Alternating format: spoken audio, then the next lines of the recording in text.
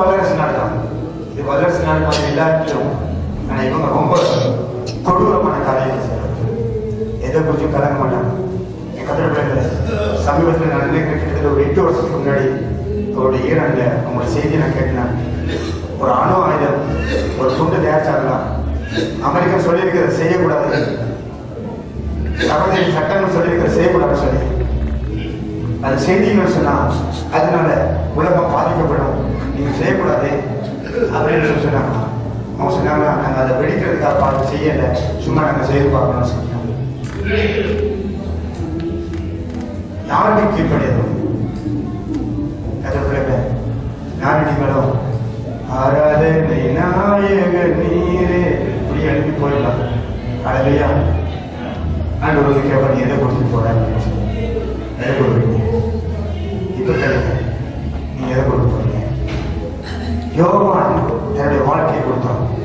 அழகையா ஏழை விதவை தன்னிடத்துல இருந்த ஒரு பிடி மாவு கொடுத்தான்.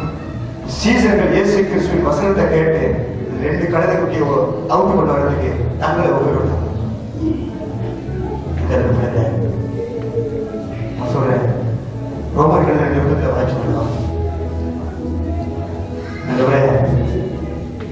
என்ன செய்யறதுக்கு நாங்க எப்படி இருப்போம் பொறுமையா சொல்லுங்களேன்.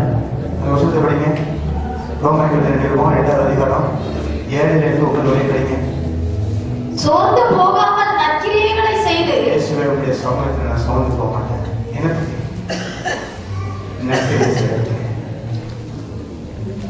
நற்கிரியை செய்யறதுக்கு நான் சோர்ந்து போக மாட்டேன். என் நற்கிரியை செய்யறதுக்கு சோர்ந்து போறது அப்படின்னா தான் நல்ல கிரியை செஞ்சு என்னுடைய சமூகத்தில் சேர்த்துக்கு. அதுலையா அதனால நற்கிரியை செய்யறதுக்கு நம்ம சோர்ந்து போகாமல் மகிமையையும் கனத்தையும் கனத்தையும் தேடுகிறவர்களுக்கு நித்திய ஜீவனை அளிப்பார். நித்திய ஜீவன் எனக்கு வேணும். அதனால நன்மை செய்யறதுக்கு நற்கிரிகளை செய்யறதுக்கு நான் நீங்கள் சோர்ந்து போக வேண்டும். அதை மாற்றம் செஞ்சு பாருங்க. அவங்க சொல்றேன், அதை மாற்றம் செஞ்சு பாருங்க. கர்த்தருடைய வாழ்க்கையில பெரிய ஒரு மாற்றத்தை ஏற்படுத்துவார். சரியா? நித்திய ஜீவனை கொடுப்பேன் வாக்குத்தம். அது தேவன் ஒரு விஷயம்